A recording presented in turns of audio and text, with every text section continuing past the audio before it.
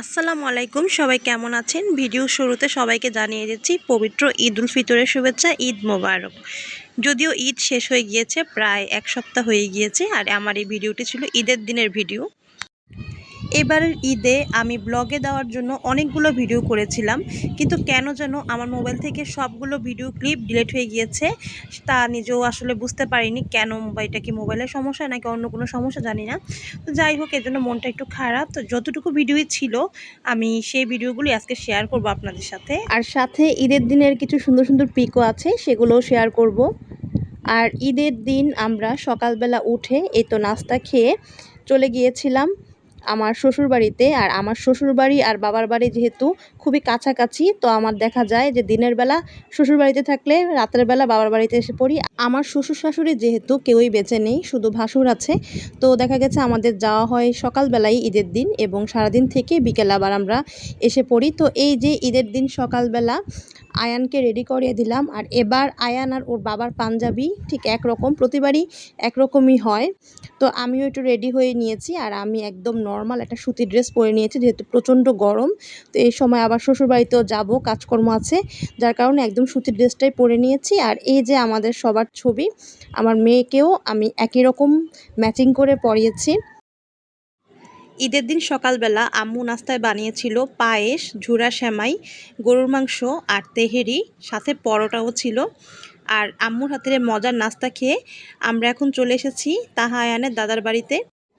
আয়ান ওর বাবার সাথে নামাজ পড়ে এসে পড়েছে, আর এই বেলুনটা পেয়ে তো সে খুব খুশি। সারাদিনই এই বেলুনটা দিয়ে সে খেলেছে। আমাদের দুপুরের রান্নাবান্না কমপ্লিট, আর আমাদের দুপুরে ঈদের দিনের রান্না ছিল মুরগির রোস্ট, সাদা পোলাও, সাথে ছিল গরুর মাংস। আর এই সব কিছুই রান্না করেছিল আমার বড় জা, আর সাথে আমি হেল্প করেছিলাম। আর প্রতিবারই ঈদের সময় আমি আর আমার বড় জা মিলে রান্না বান্না করি, আর ভাবির রান্না তো খুবই মজার। আমি বেশ কয়েকটি ভিডিও ক্লিপ করেছিলাম, কিন্তু আনফর্চুনেটলি সব ডিলিট হয়ে গিয়েছে। এজন্য আসলে আমার মনটা খুব খারাপ। ভেবেছিলাম যে ঈদের ব্লগটা দিব না, তারপরও চিন্তা করলাম না, যতটুকুই এখন আছে সেটাই আপলোড করে দিই। তো যাই হোক, ঈদের দিন খাবার দাবার খেয়ে দুপুরবেলা বিকালবেলা একটু বের হয়েছিলাম। আর এই যে এটা হচ্ছে আমাদের চাঁদপুরের বড় স্টেশন। সবাই যারা চাঁদপুরে থাকেন সবাই এক নামেই চিনেন। আর এটা হচ্ছে রক্তধারা। তো ঈদের দিন খুব সুন্দর লাগছিল। আমরা রাত্রেবেলা বের হয়েছিলাম, তো অনেকক্ষণ বড় স্টেশন আমরা ছিলাম। আমার ছেলে তো খুবই আনন্দ পেয়েছে এটা দেখে, আর সে বেশ কয়েকটি ছবিও তুলেছে এখানে। এখন আমরা চলে এসেছি আমাদের চাঁদপুরে 1 মাস ব্যাপী যে বৈশাখী মেলা শুরু হয়েছে সে মেলায়। আর এই মেলায় আমার বোনও গান গাবে, যেহেতু আমার বোন গান করে, তো প্রতিবারই মেলার সময় বা যে কোনো অনুষ্ঠানে ও গান গায়। তো এই যে ওর গান শুনছিলাম অনুষ্ঠানে বসে, আর সে খুব সুন্দর গান করেছে। কপিরাইটের কারণে আমি গানটার সাউন্ড দিতে পারিনি। তো যাই হোক, আমরা গান টান শুনে এখন একটু মেলায় ঘুরবো। ঈদের দিন মেলায় প্রচুর লোক হয়েছিল। এখন আমরা চলে এসেছি বাচ্চাদের রাইডারের কাছে। আমার ছেলে বলতেছে সে ট্রেনে উঠবে, আর এখানে নানান রকমের রাইডার ছিল আরও। আমার মেয়ে প্রথম বলেছিল সে এই চরকাটাতে উঠবে, কিন্তু মাথা ঘুরায় অনেক এটাতে উঠলে, তো আমি তাকে নিষেধ করেছিলাম এটাতে উঠতে না। আর এটাতে উঠলে আমারও মাথা ঘুরায়, এজন্য আমি এগুলোকে অ্যাভয়েড করি সব সময়। এখন আমার ছেলে আয়ান, সে ট্রেনে উঠছে, আর সে তো ট্রেন খুব পছন্দ করে।